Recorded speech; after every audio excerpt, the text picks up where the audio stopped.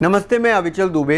Corona महामारी के बीच जो बड़ी खबरें हैं उसमें एक बड़ी खबर ये है कि प्रधानमंत्री आवास के नव निर्माण की डेडलाइन तय कर दी गई है और ये डेडलाइन दी गई है दिसंबर 2022 की। सेंट्रल विस्टा प्रोजेक्ट के तहत जो प्रधानमंत्री आवास का निर्माण होना है उसकी डेडलाइन तय की है CPWD ने। इस नोडल एजेंसी ने यह भी बताया है कि मई 2022 तक उपराष्ट्रपति के नए घर का निर्माण हो जाएगा। साथ ही 2023 में जो नया संसद भवन निर्माण होना है वो भी होगा। इस सब में जो बड़ी खबर है वो ये है कि जब लॉकडाउन के तहत राष्ट्रीय राजधानी दिल्ली में लॉकडाउन के तहत जब अधिकतर निर्माणों को, अधिकतर कंस्ट्रक्शन वर्क को रद्द कर दिया गया है, बंद कर दिया गया है, ऐसे में इस सेंट्रल विस्टा प्रोजेक्ट को अनुमति मिली हुई है और इसका कार्य जारी है। यानी कि जो निर्माण है उस पर किसी भी तरह की रोक नहीं है।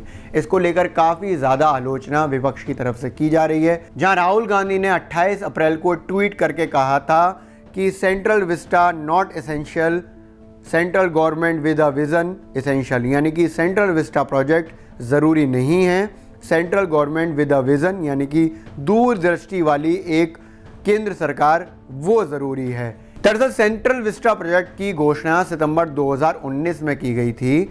इसमें जो निर्माण होना है वो ट्रायंगल वाले एक संसद भवन का निर्माण होना है, नए संसद भवन का निर्माण होना है। इसी संसद भवन को एक्सटेंड कर बड़ा बनाया जा रहा है जिसमें 900 से करीब 1200 सांसदों के बैठने की व्यवस्था होगी। इसके साथ ही केंद्रीय सचिवालय, कई मंत्रालय, उपराष्ट्रपति और प्रधानमंत्री का घर बनाया जाना है। उपराष्ट्रपति और प्रधानमंत्री के घरों को नवनिर्मित किया जाना है। इससे पहले अगर आपको ध्यान होगा तो कुछ महीने पहले सेंट्रल विस्टा प्रोजेक्ट की नींव रखी गई थी, उसको शुरू कर दिया गया था, लेकिन उस दौरान संसद भवन के निर्माण को रोका गया था। यानी कि उसके कंस्ट्रक्शन को चालू करने की अनुमति नहीं दी गई थी। कारण बताया गया था कि पर्यावरण मंत्रालय के द्वारा कुछ अनुमतियां नहीं पूरी हुई हैं, लेकिन बाद में वो अनुमतियां पूरी हो गई और संसद भवन के निर्माण को भी हरी झंडी मिल गई।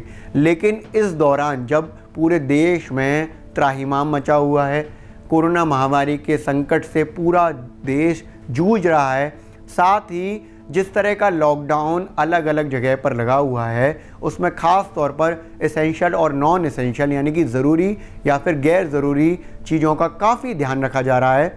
दिल्ली में भी जो एसेंशियल सर्विस हैं उनको ही केवल ओपन रखा गया है, नॉन एसेंशियल में कंस्ट्रक्शन वर्क को रखा गया है, ज़्यादातर कंस्ट्रक्शन वर्क को रखा गया है।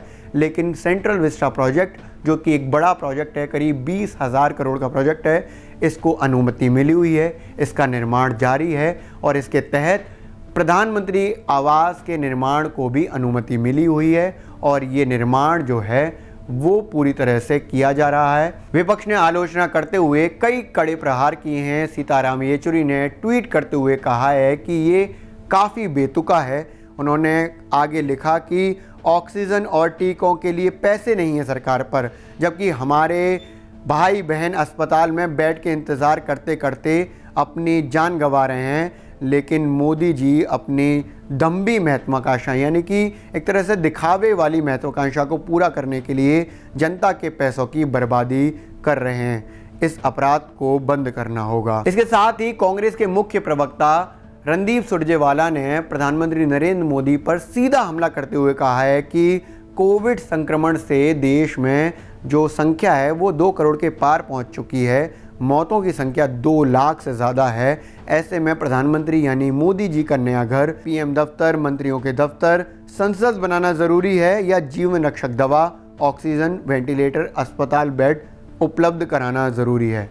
सेंट्रल विस्टा प्रोजेक्ट शुरू से ही सुर्खियों में रहने के साथ साथ काफ़ी ज़्यादा आलोचना का केंद्र रहा है और इस वक्त इस निर्माण को काफ़ी ज़्यादा गैर ज़रूरी बताया जा रहा है और लगातार विपक्ष इस मांग पर है कि इसको बंद किया जाए जब देश की हालत इतनी ख़राब है।